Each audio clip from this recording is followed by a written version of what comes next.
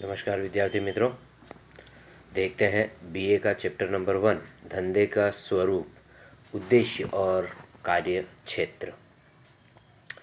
इस चैप्टर के अंदर धंधे के स्वरूप यानी धंधे करने का आर्थिक प्रवृत्ति प्राप्त करने के लिए अलग अलग स्वरूपों की बात की गई है।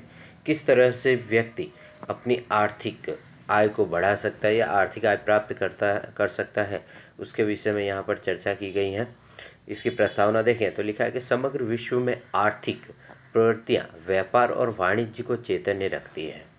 आर्थिक प्रवृत्तियाँ मतलब कि पैसे कमाने के लिए जो भी प्रवृत्तियाँ मनुष्यों के द्वारा की जाती है वह क्या करती है, बाजार को चैतन्य यानी जागृत अवस्था में रखती है। आपके शहर अथवा गांव में कुम्हार, लुहार, बुनकर, मोची आर्थिक प्रवृत्ति द्वारा आर्थिक लाभ या वित्तीय प्रतिफल प्राप्त करते हैं। यानी हर एक व्यक्ति किसी न किसी प्रकार का कार्य करके अपनी आर्थिक आय यानी पैसों की आवक है जो बढ़ाता है या पैसे कमाने का कार्य करता है। शहरों में छोटे बड़े कारखानों में हजारों श्रमिक कार्य करके रोजगारी प्राप्त करते हैं। ये समस्त प्रवृत्तियाँ आर्थिक प्रवृत्तियाँ कहलाती है। इसके अंदर दो प्रकार की प्रवृत्तियाँ होती है, एक आर्थिक होती है, एक अनार्थिक होती है। आर्थिक का मतलब होता है जिसके द्वारा जो भी हम कार्य करें उसके बदले में हमें जो प्रतिफल मिले उसे आर्थिक प्रवृत्ति कहते हैं। आगे दिया है कि ये समस्त प्रवृत्तियाँ आर्थिक प्रवृत्तियाँ हैं जिनका उद्देश्य आर्थिक आय प्राप्त करना है। धंधा लाभ के उद्देश्य से की जाने वाली आर्थिक प्रवृत्ति है। धंधा व्यक्ति करता है तो किस लिए करता है, आर्थिक प्रवृत्ति है। और किसके उद्देश्य से करता है, तो लाभ कमाने के उद्देश्य से करता है। धंधे के अतिरिक्त व्यवसाय और रोजगार भी आर्थिक प्रवृत्ति है। व्यवसाय और रोजगार, धंधे का मतलब है कि बिजनेस करना, जबकि व्यवसाय का मतलब है कि आप बरोबर कहीं पर भी नौकरी कर रहे हैं या खुद का व्यवसाय चला रहे हैं, उसे हम व्यवसाय कहते हैं। आगे है रोजगार, रोजगार यानी नौकरी प्राप्त करके मानवीय आवश्यकताओं में निरंतर वृद्धि होती जा रही है। आज हम लोग देख रहे हैं कि मनुष्य की आवश्यकताएं दिन ब दिन बढ़ती जा रही है, इसीलिए कहा गया है कि आवश्यकता ही आविष्कार की जननी है।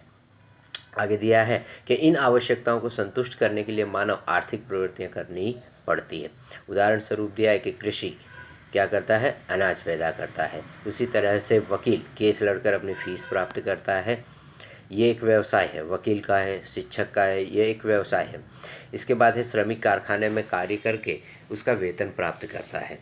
इन समस्त प्रवृत्तियों का उद्देश्य वित्तीय प्रतिफल प्राप्त करना होता है। इन प्रवृत्तियों को आर्थिक प्रवृत्ति कहा जाता है। यानी आर्थिक प्रवृत्ति का मतलब है कि जो भी कार्य करें उससे हमें जो भी आय प्राप्त हो उसे हम आर्थिक प्रवृत्ति कहते हैं।